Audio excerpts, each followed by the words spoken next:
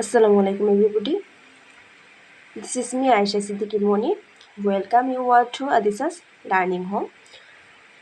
বর্তমানের এই কম্পিটিটিভ ওয়ার্ল্ডে আমাদেরকে খাপ খাইয়ে নেওয়ার জন্য ইংরেজির কোনো অল্টারনেটিভ নেই।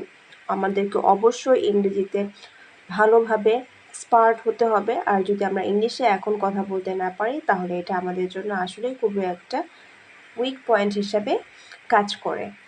সো আমাদের ইংলিশ স্কিলটাকে ডেভেলপমেন্ট করার জন্য আমাদের যে শর্ট ডায়লগ যেগুলো আমরা রেগুলারলি ইউজ করে থাকি এই ডায়লগগুলো সম্পর্কে ক্লিয়ার কনসেপ্ট থাকাটা খুবই জরুরি।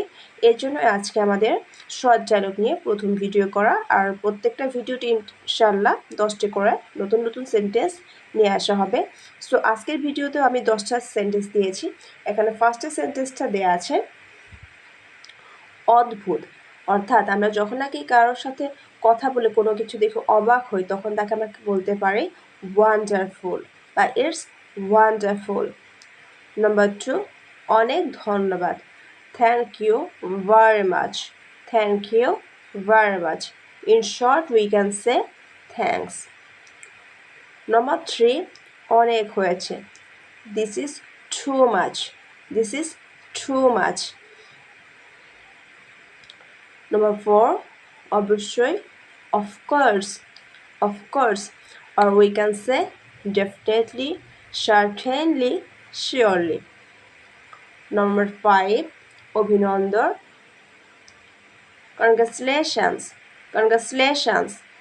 বা আমরা বলতে পারি congratulations to you. Number 6, অভূতপূর্ব বিজয়, what a great victory. Number 7, অসম্ভব, impossible or how absurd. Number 8, আচ্ছা চলি, okay bye.